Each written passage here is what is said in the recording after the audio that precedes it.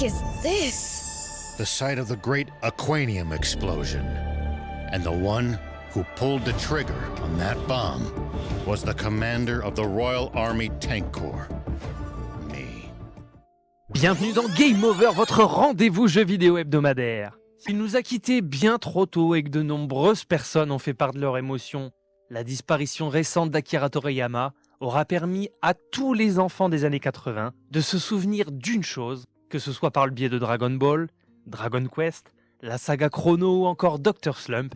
Les différents travaux de l'auteur ont largement contribué à l'amour que l'on a du manga en Europe, dans le monde, et c'est certain, son œuvre va lui survivre.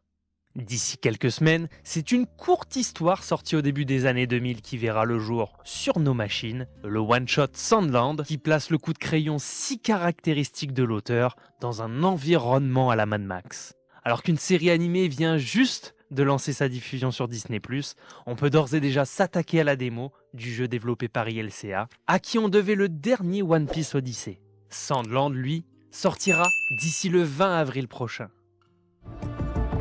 We can't let it cause yet another tragedy.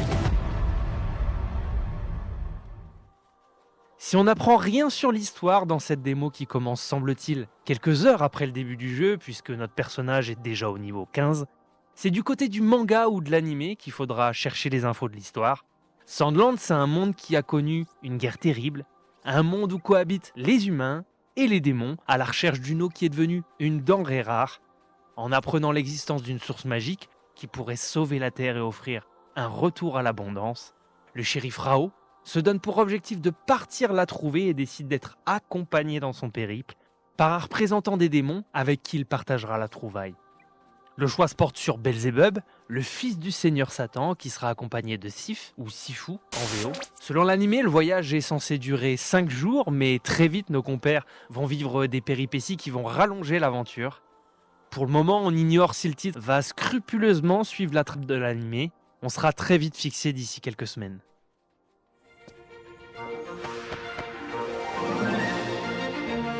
I'm Anne. I happen to be an ace mechanic. Are you guys looking for the legendary spring? If Aquanium is involved, this is a national emergency. It's getting dangerous and fun. A spectacle indeed! Magnificent. The sheer scale of it makes you feel like less than nothing in comparison.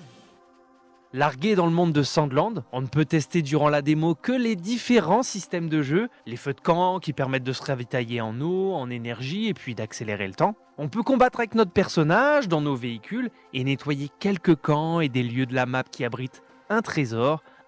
Durant les 2 heures jalonnées de combat contre des ennemis de base et des robots, on a pu visiter la carte proposée pour la démo.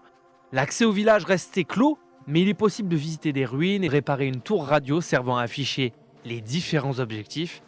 On va pas se mentir, on se dirige tout droit vers un open world qui semble très classique. That light! That's Aquanium!